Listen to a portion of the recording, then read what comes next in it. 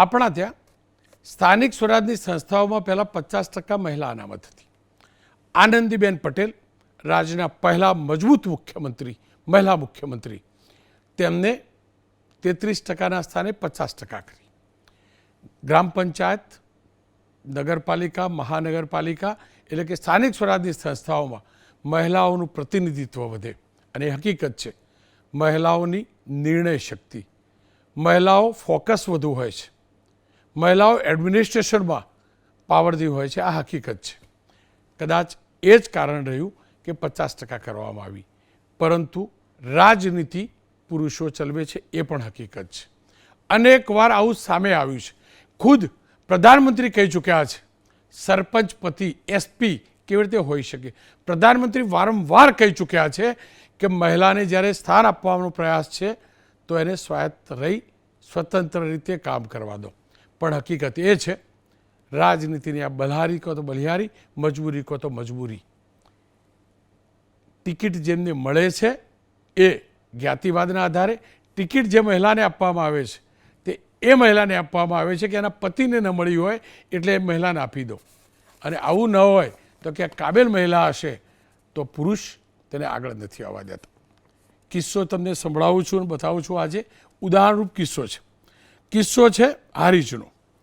અને હારીજની અંદર આપણે તમામ લોકો જાણીએ છીએ, પાટણ તાલુકામાં હારીજ રાધનપુર વિસ્તારમાં વરસાદ વરસ્યો, અનેક સોસાયટીઓમાં પાણી ભરાયા, નાગરિકોની જબરદસ્ત સમસ્યા હતી.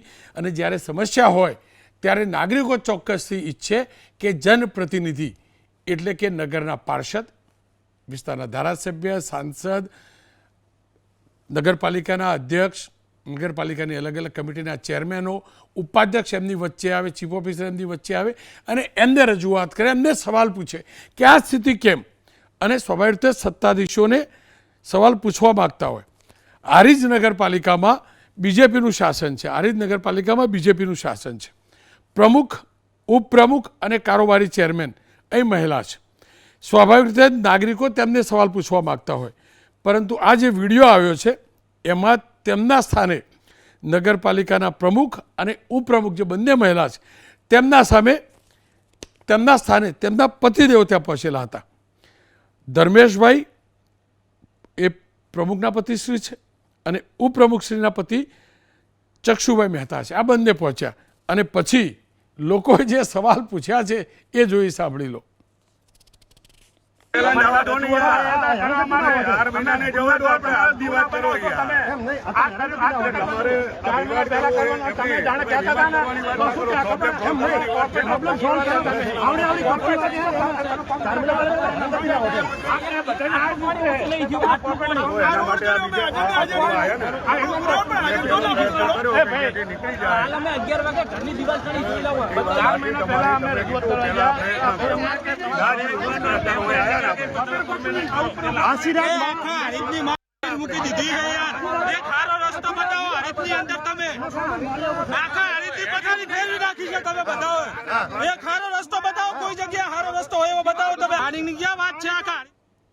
નગરપાલિકાના પ્રમુખ અને ઉપપ્રમુખ એમના પતિદેવો સોલિડ એક્ટિવ હોય, નાગરિકોની વચ્ચે જાય, નાગરિકોની સમસ્યાનું હલ કરે, ફૂડ પેકેટ લઈને જાય, રેસ્ક્યુ કરે. આવકારદાયક છે, સારી વાત છે, સારી વાત છે. પણ કેમ કે આપણે પતિદેવ છીએ અને એ પત્નીના જે પ્રમુખ મેડમ છે, જે ઉપપ્રમુખ મેડમ છે, અને પછી નાગરિકો સવાલ પૂછે તો મરચા લાગે. અને કેમ તો ચર્ચા એ વાતની છે, હારીજમાં ચર્ચા એ વાતની છે, નાગરિકોને દર્દ છે કે નગરપાલિકાની અંદર આ પ્રમુખ અને ઉપપ્રમુખ બંને મહિલાના પતિશ્રીઓ જ વહીવટ કરે છે, ચંચુપાત કરે છે નગરપાલિકાના વહીવટમાં. દ્રશ્ય જો અમારી પાસે થોડાક સમય પહેલાં અમારી ટીમ પહોંચી હતી જાન્યુઆરીમાં, ત્યારે અમે જોયું કે પ્રમુખ મેડમ અને ઉપપ્રમુખ મેડમની આ ખુરશી છે, એમની કેબિન છે, એની બંને બાજુ, એક બાજુ પ્રમુખ મેડમના પતિશ્રી બેઠા છે, માફ કરજો, બેઠા છે નહીં, બિરાજમાન છે. અને બીજી બાજુ બિરાજમાન છે માનનીય ચક્ષુભાઈ મહેતા સાહેબ, ઉપપ્રમુખશ્રીના પતિદેવશ્રી. પતિ ભૂલથી બોલાઈ ગયું, પતિદેવશ્રી. આ જો આ દ્રશ્ય હવે અમે જાણતા હતા એટલે આજે જ્યારે વિડીયો આવ્યો ત્યારે એબીપી અસ્મિતાની અમારી ફરજ છે કે એમને પૂછવું તો જોઈએ ને કે સાહેબ તમે કેમ ગયા હતા, કેમ નાગરિકો તમને સવાલ પૂછ્યા, નગરપાલિકાના પ્રમુખ મેડમ કેમ નહોતા, ઉપપ્રમુખ મેડમ કેમ નહોતા, બધું પૂછ્યું તો કેવા ઉકળી ઉઠે એ પણ તો જોઈ લો. હારીજ નગરપાલિકામાં આપનો હોદ્દો શું છે, તો આપ કયા હકથી ત્યાં ગયા હતા? મને તો હું મારી વાઈફ જોડે ગયો તો તોડું જોઈને ત્યાં પહોંચ્યો હું જોવા માટે થઈને કે શું થઈ રહ્યું છે. કોઈએ મને બોલાવ્યો ને એવી રીતે હું લોકોને ભેગા થયેલા જોયા, પોલીસની ગાડીઓ જોઈ જવાનું દરેક લોકો જાય ને કેમ ના જાય. ચક્ષુભાઈ, આપ કહી રહ્યા છો કે ત્યાં તમે લોકો જોઈને ગયા હતા, તો શું આપ તમારી પત્ની જો ઓફિસમાં બેસે છે તે ઓફિસમાં પણ લોકો હતા? ત્યાં પણ તો તમે જઈને બાજુમાં બેસી રહ્યા છો. મારો સિંગલ એક વિડીયો તમે ત્યાંથી બતાવો કે હું જઈને ઓફિસમાં બેઠો હું. સ્ક્રીન તમે પર કારણ વગરનો આક્ષેપ ના નાખશો. મને કોઈ વિડીયો હોય તો મને સેન્ડ કરો અત્યારે. ચક્ષુભાઈ, આપ એબીપી મારી વાઈફ જ બેસે ત્યાં.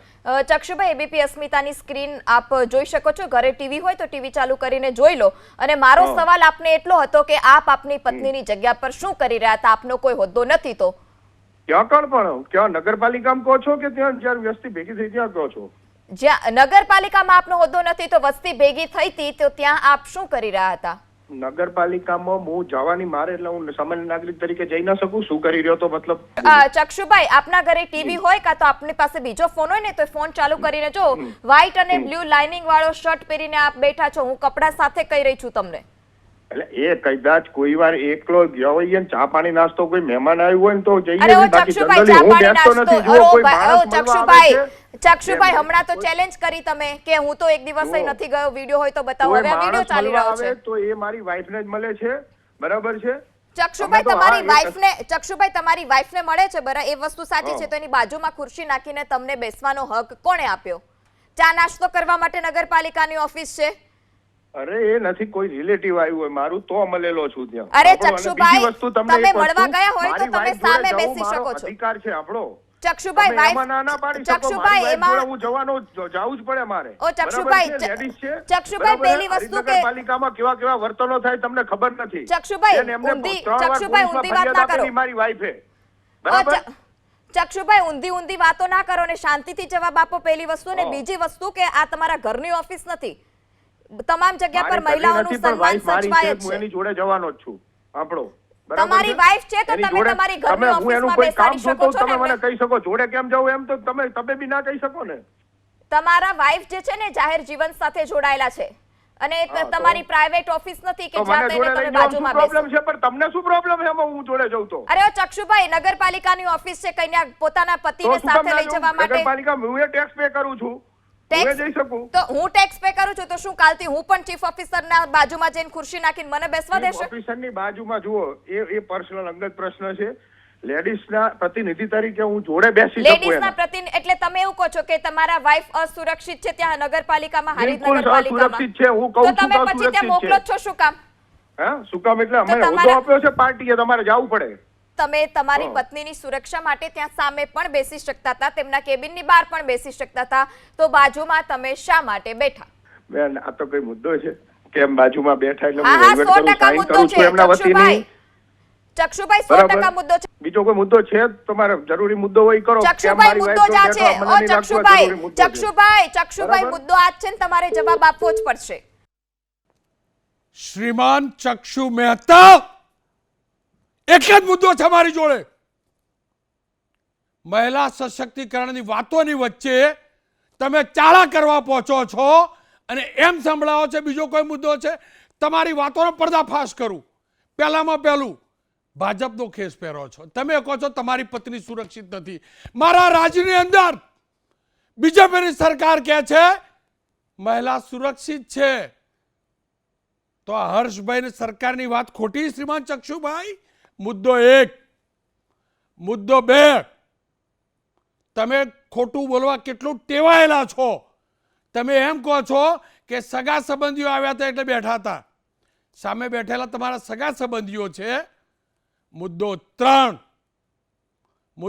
3, શ્રીમાન ચક્ષુભાઈ, તમે પડકાર ફેંકતા હતા ને, વિડીયો હોય તો બતાવી દો. આ તમારા કર્મ. અને હજુ પણ મને ખબર હતી તમે પલટી કેટલી મારો છો. એ તમારી વાત ઉપર મક્કમ નથી હોતા ને, કારણ કે ચોરના પગ કાચા હોય. હું ફરીથી કહું છું, આ મુદ્દો એટલે છે મહિલા અનામત, મહિલા સશક્તિકરણ, મહિલાને મોકો આપવો, મહિલામાં કાર્યક્ષમતા છે. અને તમારી મારા બંને કરતા હું ગેરંટીથી કહું છું, આપની પત્નીશ્રીને હું નથી ઓળખતો, પણ તમારા કરતાં વધુ કાર્યક્ષમ હશે. હું એટલે જાણું છું મારી પત્ની મારા કરતાં વધુ કાર્યક્ષમ છે. એમનું સ્થાન મેળવવાનો પ્રયાસ કરો છો અને પાછા એમ ડંફાસ મારો છો, સહી નથી કરતો. અરે સહી કરવાની ત્રેવડ હોય શ્રીમાન ચક્ષુ મહેતા, એક વખત સહી કરીને બતાવો, એક વખત સહી કરીને બતાવો તમારા ત્રેવડ હોય તો. પત્નીના નામે ડોક્યુમેન્ટ ઉપર ડંફાસ મારો છો, સહી કરી નથી કહેતો, સહી નથી કરતો. અને બીજો અમને મુદ્દા સંભળાવો. એટલે જ મને ખબર હતી કે તમે બીજી પલટી મારશો. એજાજ મંસૂરી એબીપી અસ્મિતા સંવાદદાતા તમારી પાસે આવ્યા ને ચક્ષુભાઈ, તમે કેવી રીતે પલટાય એ પણ તમે જોઈ લો. હારીજમાં લોકો તેમજ તમારા જ પક્ષના લોકો આક્ષેપો કરતા હતા કે નગરપાલિકાનું વહીવટ છે પ્રમુખના પતિ તેમજ ઉપપ્રમુખના પતિ કરે છે. આ બાબતે આપ શું કહેશો?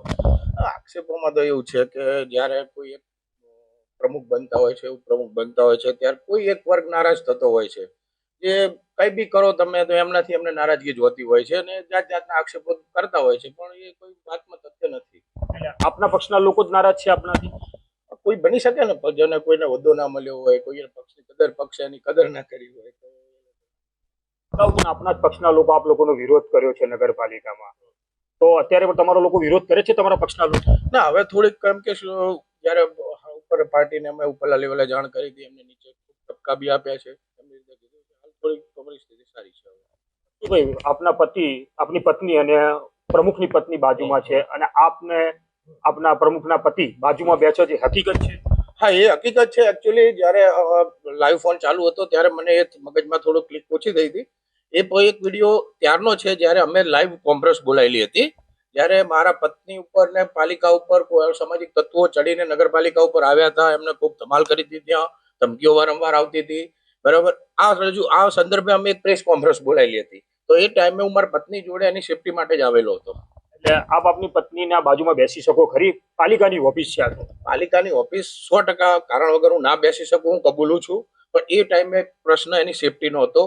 બરાબર, એટલે મારે બેસવું જરૂરી હતું ત્યાં. આ ઓફિસ ખાનગી તો છે નથી, નગરપાલિકાની સરકારી ઓફિસ છે, એમાં પ્રમુખ ને ઉપપ્રમુખ જ બેસી શકતા હોય, પણ આપ તો બે બે પતિદેવો ત્યાં બેસે. બરાબર છે, પણ જ્યારે પત્ની એ 100% નગરની સેવક છે, સાથે મારી પત્ની બી છે, જ્યારે એના ઉપર કોઈ વસ્તુની તકલીફ આવે તો મારે બે ત્યાં હાજર રહેવું જરૂરી છે. બરાબર, એના વહીવટ માટે થઈને હું ત્યાં ગયો નતો. હું માત્ર ને માત્ર એની સેફટી માટે અને એની દેખરેખ માટે જ ગયેલો હતો. ચક્ષુભાઈ, એબીપી અસ્મિતાનો અહેવાલ પ્રસારિત થતો હતો, આપ ત્યારે બોલ્યા હતા મારો એક પણ વિડીયો તમે જોડે બેસેલો બતાવો.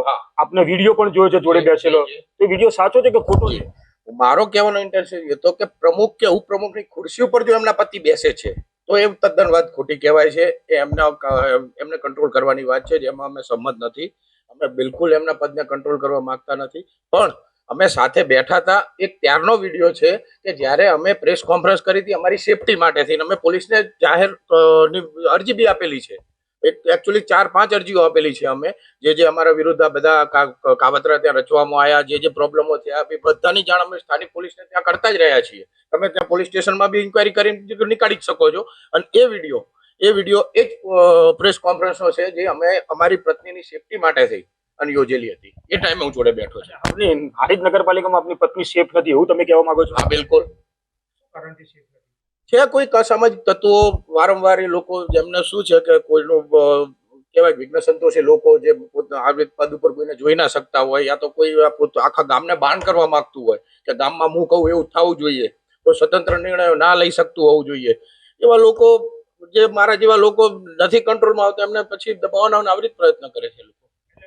આપ એમ કહી શકો ખરી કે હાલ જે ગુજરાતના અંદર બીજેપીની સરકાર છે, કેન્દ્રમાં બીજેપીની સરકાર છે, મહિલાઓ સુરક્ષિતની વાતો થઈ રહી છે, તો આપની પત્ની સુરક્ષિત નથી? પત્ની સુરક્ષિત છે, પણ જે રીતના હોદ્દા ઉપર અમે બેઠા છીએ અમને આ બધી વસ્તુ યોગ્ય લાગતું નથી, એટલે અમે આ વસ્તુથી દૂર રહેવા માંગીએ છીએ. હું માત્ર એટલું જ છે, બાકી કોઈ વસ્તુ એવું નથી. મારી પત્નીની સુરક્ષા બી હું કરી જ શકું છું, બરાબર છે, પણ જે રીતના અમને પક્ષે અમારા ઉપર જવાબદારી મૂકી છે, અમને આ બધી વસ્તુ સોંપતું નથી. આ સામાજિક તત્વો હારીજના છે, એમના વિરુદ્ધ કોઈ આપણે ફરિયાદ કે કોઈ અરજી કરેલી છે ખરી? હા, મેં લગભગ 4 થી 5 અરજીઓ અલગ અલગ જે બનાવો બનેલા છે, 4 થી 5 વખત એ બધાની વિગતવાર નામજોગ અરજીઓ કરેલી છે, પણ કોઈ કારણસર પોલીસમાં હજુ સુધી એમના વિરુદ્ધ કોઈ એક્શન લેવાની નથી. કોઈ એક્શન જ લેતી નથી. આ કેવા અસામાજિક તત્વો છે કે તમારા પ્રમુખને કે તમને બધાને ધમકાવે છે? એ થોડાક કહેવાય કે અત્યારે કહેવાય કે માફિયા ટાઈપના લોકો હોય કે જેના અત્યારે પૈસા ખૂબ આવી ગયા હોય. અરે ચક્ષુભાઈ સાહેબ, બાપુનું ગુજરાત છે, ગાંધીનું શાંત ગુજરાત છે. સંઘવી સાહેબ ગૃહમંત્રી છે, અને તમે કહો પોલીસ ફરિયાદ લેતી નથી, કાર્યવાહી નથી કરતી, અસામાજિક તત્વો છે, માફિયા છે. બાપ રે બાપ, આ તો બહુ ખરાબ કહેવાય, બહુ ખરાબ કહેવાય. કોર્ટમાં જવું જોઈએ, તમારે કોર્ટમાં જવું જોઈએ. નંબર 1. નંબર 2, તમે શું કહ્યું? બીજેપીના લોકો, વિઘ્ન સંતોષી લોકો તમારા જ પક્ષના છે, મોટાભાગના કોર્પોરેટરો.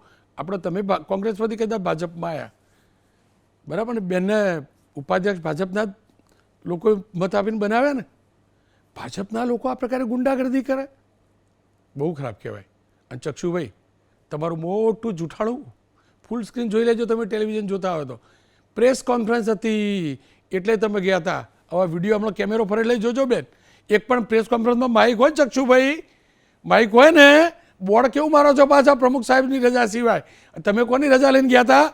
અને હવે સામે કેમેરો જાય એટલે જોજો, એક પણ માઇક નથી, સામે બેઠેલામાં એક પણ પત્રકાર નથી. આ બધા પત્રકાર ભણી છે ચક્ષુભાઈ, બધા બાળક છીએ, અમે બાલ મંદિરમાં ભણીએ છીએ. મૂર્ખ સમજો છો અને પછી કહો આના સિવાય કોઈ કામ નથી. અને તમે એમ કહેતા હતા ને પ્રમુખની ખુરશી ઉપર, એક વાર શ્રીમાન ચક્ષુ મહેતા ત્રેવડ હોય ને, ત્રેવડ, તો ખુરશી ઉપર બેસીને બતાવો. એક વાર. તમારી પત્નીની એ ખુરશી નથી, એ હારીજ નગરપાલિકાના પ્રમુખશ્રીની ખુરશી છે. અને બંધારણીય રીતે પ્રમુખ, ઉપપ્રમુખ મારા પ્રદેશની 2 મહિલાઓ બનેલી છે ત્યાં. તમે ખુરશી ઉપર બેસવાની વાત કરો, સિગ્નેચરની તાકાત હોય ને, આવું બાપના બોલથી આખો દિવસ ઉપર એક કાગળ ઉપર પ્રમુખ કે ઉપપ્રમુખ તરીકે સહી કરીને બતાવો. વાર્તાઓ કરો છો, મૂર્ખ બનાવો છો. ખેર, તમારી ફરિયાદ ભૂતકાળમાં થઈ છે સંગઠનમાં શ્રીમાન ચક્ષુભાઈ. સંગઠનની બેઠક હોય ને જિલ્લા, તમે બધી વહીવટો કરો છો, પત્નીના નામે ફરિયાદો થઈ છે, હું નથી કહેતો. ચાણસ્માના ધારાસભ્યએ કહ્યું છે, એ પણ સાંભળ્યું, મેં એમની સાથે વાત કરીશ. દિનેશભાઈ નમસ્તે. તમારા વિસ્તારમાં ચાલી શું રહ્યું છે? ખરેખર કોનું રાજ છે? મહિલાઓને ખરેખર જે પ્રકારે અનામત આપીને તક આપવાનો જે આશય છે એ સાકાર થયો છે ખરો? હારીજ નગરપાલિકાની હાલત છે શું? અત્યારે તમે જુઓ તો છેલ્લા ઘણા ટાઈમથી પ્રમુખ અને ઉપપ્રમુખની ચૂંટણીઓ જે થઈ હારીજ નગરપાલિકાની અંદર, જે દિવસથી ચૂંટણી પ્રમુખની જે સીટ હતી એ સામાન્ય મહિલા અનામત હતી, અને જે ઉપપ્રમુખની જે સીટ હતી એ સામાન્ય હતી. તેમ છતાં પણ બંને જગ્યાએ મહિલાઓ ઉમેદવાર થયા અને બંને પ્રમુખ અને ઉપપ્રમુખ થયા. જ્યારથી આ ચૂંટણીઓ થઈ ત્યારથી કોઈ દિવસ મેં આ બંને મહિલાઓને નગરપાલિકાની ઓફિસમાં જોઈ નથી. અને એમની ખુરશીની અંદર ઓલરેડી આ બંને જણા જ બેઠા હોય. જ્યારે પણ જાઓ ત્યારે પબ્લિક કહે કે ભાઈ તમે ચૂંટાયેલા નથી, તેમ છતાં પણ આ ખુરશીની અંદર તમે કેમ બેઠા છો? પણ એ લોકોએ ઉધતાઈથી જવાબ આપતા હતા પબ્લિકને. અને હમણાં જ મેં એક રિસન્ટલી વિડીયો જોયો, તો એ વિડીયોની અંદર એક ઇન્દિરાનગર આવાસની અંદર ખૂબ પાણી ભરાવીને પાણી જોવા માટે પ્રમુખ અને ઉપપ્રમુખ બંને મહિલાઓને બદલે એમના બંને પતિઓ ગયેલા, અને ત્યાં લોકોએ ઉધડો લીધો એમનો અને કીધું કે ભાઈ તમે તો પ્રમુખ ઉપપ્રમુખ નથી, તેમ છતાં તમે અહીંયા કેમ આ રજૂઆત સાંભળવા માટે આવ્યા છો? એ ત્યાં પણ એમની જોડે બોલાચાલી થયેલ. અને અમારી જે દર મહિને સંકલનની મિટિંગ જે કલેક્ટર સાહેબના અધ્યક્ષસ્થાને મળતી હોય છે, ત્યારે દર વખતે હું આ એકની એક ટકોર કરતો હોઉં છું કે સાહેબ આ વખતે આપણી હારીજ નગરપાલિકાની અંદર પ્રમુખ અને ઉપપ્રમુખની જે બાબત જે છે એમાં બંને એમના મહિલા પતિઓ જે છે એ જ શાસન ચલાવી રહ્યા છે. ચક્ષુભાઈ, તમે કહ્યું ને આના સિવાય મુદ્દો નથી. હા, મારી પાસે આ જ મુદ્દો છે. કારણ કે હું જાણું છું માત્ર તમે એકલા નથી કે બાજુમાં પ્રમુખ મેડમના પતિ બેઠા હતા, એ એકલા નથી. અનેક ઠેકાણે આ ચાલે છે, અનેક ઠેકાણે આ ચાલે છે. મહિલાઓના નામે એ સરપંચ હોય, તાલુકા પંચાયત ડેલિગેટ હોય, જિલ્લા ડેલિગેટ હોય, નગરપાલિકાના પ્રમુખ હોય, કમિટીના ચેરમેન હોય, પતિદેવો વહીવટ કરે છે. અને મને તમારા ધ્યાન ખાતર કહું, તમારા પક્ષના અનેક મહિલાઓના અત્યારે મેસેજ આવ્યા છે કે ભાઈ સાચું કહો છો તમે, અમારા ત્યાં પણ આવું ચાલે છે. ચક્ષુભાઈ, હું એટલે આ કાર્યક્રમ કરું છું. અને તમારા જ પક્ષના એક ગામના સરપંચ તમારા પક્ષ સાથે જોડાયેલ મને રૂબરૂ કહી ચૂકેલા છે કે ભાઈ તમારા કારણે મારા ઘરમાં ઝઘડા થાય, મારી પત્ની મને વહીવટ કરવા નહીં દેતી. હવે કશું કહેવું ચક્ષુભાઈ? કોઈક વાર મળજો, તમને એ મળાવી દઈશ એમની જોડે. અને ફરીથી કહું છું, ભૂલથી પણ આ સવાલ તો ના કરતા કોઈ મુદ્દો છે કે નહીં. બહુ બધા મુદ્દા છે. સિગ્નેચર કરવાની ત્રેવડ હોય ને એકવાર પ્રમુખ તરીકે, ઉપપ્રમુખ તરીકે, અને પેલી ખુરશી ઉપર બેસવાની, રોનક નારાયણભાઈ પટેલનો ફોન કરજો, બોલાવજો ને પછી બેસીને બતાવજો. 1 સેકન્ડ પૂરતા બેસીને બતાવજો, 1 સેકન્ડ પૂરતા. હું એક્ટિવિસ્ટ નથી, પણ એક જર્નાલિઝમમાં શું તાકાત છે ને એ બતાવીશ તમને, એ બતાવીશ. બહુ વાતો કરી તમે. મહિલા સશક્ત છે, તમારા કરતાં વધુ સશક્ત છે. તમે તો એનો અધિકાર છીનવો છો. એ અધિકાર મેળવે અને સરસ રીતે પાર પાડે ને. આનંદીબેને જાણો છો ને એમનું શાસન, જેટલા પણ અધિકારીઓને ઓળખતા એમને પૂછી લેજો, જનપ્રતિનિધિઓને પૂછી લેજો. એક નારીમાં કેટલી ક્ષમતા છે, વ્યવહાર કુશળતા છે ને એ સમજી લેજો. પછી જ બાજુની ખુરશી સંરક્ષણની વાર્તાઓ કરજો. હું તો બોલીશ નાનકડો વિરામ, અને વિરામ બાદ વાત કરીશ વરસાદની.